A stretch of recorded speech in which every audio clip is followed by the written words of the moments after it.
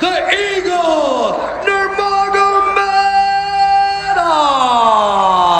अगर मैं आपसे पूछूं कि खबीब नurmagomedov अपने करियर के किस वर्जन को सबसे डेंजरस मानते हैं, वो वर्जन जिसने कॉनर मैकग्रेगर को डोमिनेट किया,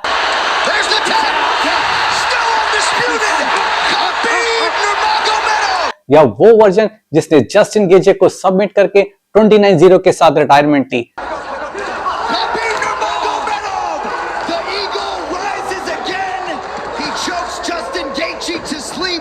आप शायद इनमें से किसी एक फाइट का नाम लेंगे, राइट? लेकिन खबीब का जवाब सुनकर सब एमएमए फैंस हैरान रह जाएंगे, क्योंकि खबीब के मुताबिक उनका सबसे डेंजरस वर्जन आज है। मेरा नाम है राहुल और आज के वीडियो में हम बात करेंगे खबीब के एक रीसेंट इंटरव्यू के बारे में and why we need reforms in Indian sports.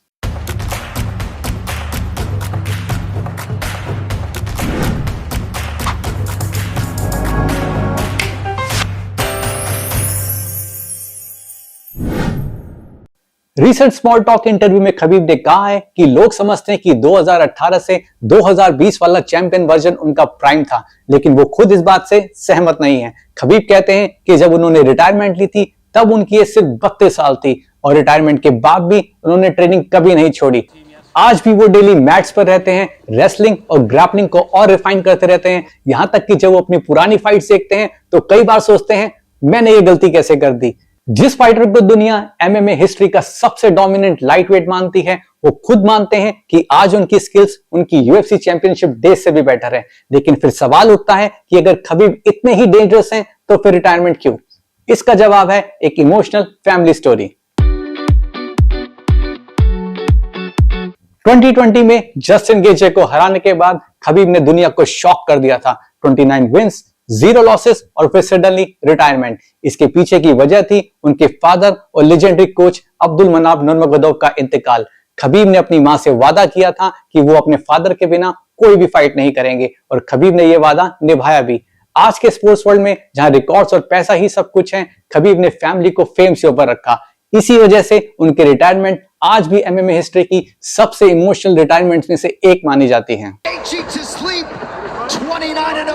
No fighter in the world, Khabib Nurmagomedov. And Khabib Nurmagomedov is immediately resorted to tears, and you can be sure bottling up a lot of those emotions here during this fight week. अब यहां से बात और भी interesting हो जाती है, क्योंकि खबीब ने इंडिया को लेकर एक बहुत बड़ी बात कही है। खबीब का मानना है कि इंडिया यूएफसी के लिए एक स्लीपिंग जायंट है। उन्होंने कहा है कि इंडिया की पॉपुलेशन 1.4 बिलियन से भी ज्यादा है और जिस दिन एक भी इंडियन फाइटर यूएफसी में डोमिनेट करना शुरू करेगा उस दिन एमएमए का लैंडस्केप बदल सकता है। खबीब के हिसाब से एक सक्सेसफुल इंडियन चैंपियन के पीछे मिलियन फॉलोअर्स होंगे, मीडिया अटेंशन एक्सप्लोड करेगी और यूएफसी को एक नया मेगा मार्केट मिल जाएगा। लेकिन खबीब ने एक और इंपॉर्टेंट बात कही है, प्रॉब्लम टैलेंट की कभी की नहीं है, प्रॉब्लम है टैलेंट को आइडेंटिफाई और डेवलप करने की। और शायद इसी वजह से वो इंडियन फाइटर्स पर खास नजर रखते हैं। इसका सबसे बड़ा एग्जांपल है ओवैस याकूब। जब ओवैस याकूब खबीब के कैंप में ट्रेनिंग करने गए तब खबीब उनसे काफी इंप्रेस हुए। खबीब ने पब्लिकली ओवैस की तारीफ करते हुए कहा है कि वो एक बहुत अच्छे इंसान है, हमेशा टाइम पर रहते हैं, बहुत हार्ड वर्क करते हैं और कभी भी ट्रेनिंग मिस नहीं करते। Beautiful person. Yes, They're very good yes. guys. They work hard. They always show up time. They never miss training. I like. Team Khabib में जगह बनाना कोई आसान बात नहीं होती और जब खबीब खुद किसी फाइटर की डिसिप्लिन और वर्क एथिक्स की तारीफ करते हैं तो उसकी वैल्यू और भी बढ़ जाती है। लेकिन इतना टैलेंट होने के बाद भी हम स्पोर्ट्स में क्यों इतना पीछे हैं?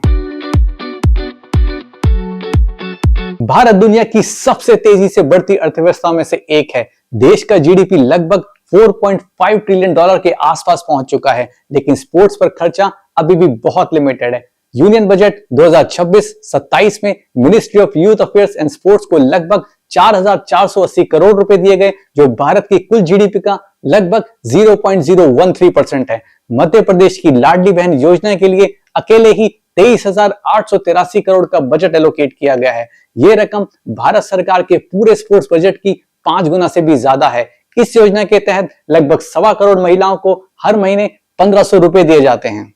अब सवाल ये नहीं है कि वेलफेयर स्कीम्स होनी चाहिए या नहीं, गरीब और जरूरतमंद लोगों की मदद करना किसी भी सरकार की जिम्मेदारी है। लेकिन सवाल यह है कि जब भारत ओलंपिक मेडल्स और स्पोर्टिंग सुपर पावर बनने की बात करता है तो क्या 4,480 करोड़ का बजट काफी है?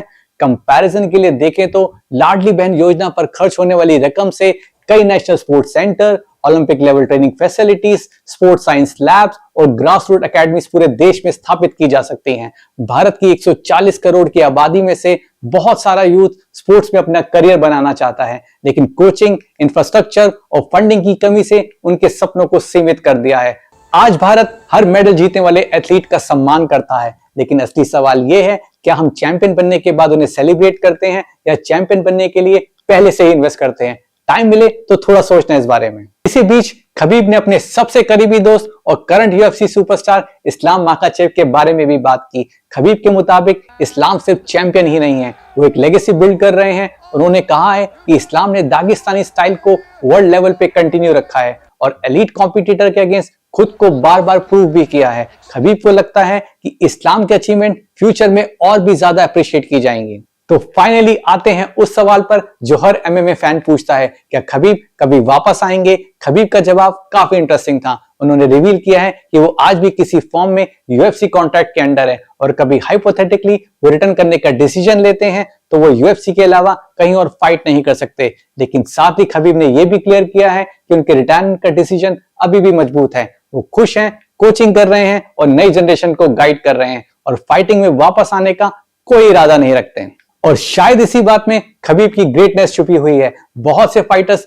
रिटायरमेंट के बाद भी कम बैक करते हैं, कुछ पैसों के लिए, कुछ फेम के लिए, लेकिन खबीब ने जो वादा किया था उस पर आज भी कायम है। 29-0, अनडिस्प्यूटेड, अनडिफीटेड और अब एक मेंटर भी। लेकिन दोस्तों, आप मुझे कमेंट सेक्शन में जरूर बताना, क्या आज वाले खबीब सच में 2020 वाले खबीब से ज्यादा डेंजरस हैं? अगर वो आज भी फाइट कर रहे होते तो क्या लाइट वेट डिवीजन पे रूल कर रहे होते? आई होप कि आपको आज का वीडियो पसंद आया होगा। प्लीज कमेंट सेक्शन में मुझे जरूर बताना कि आपके हिसाब से ऐसा कौन सा इंडियन फाइटर है जो टॉप 10 यूएफसी रैंकिंग में अपनी जगह बना सकता है किसी भी वेट क्लास में। मिलते हैं नेक्स्ट वीडियो में। Until then, stay sharp, stay fit and keep watching Octazone. Thank you so much and have a nice day.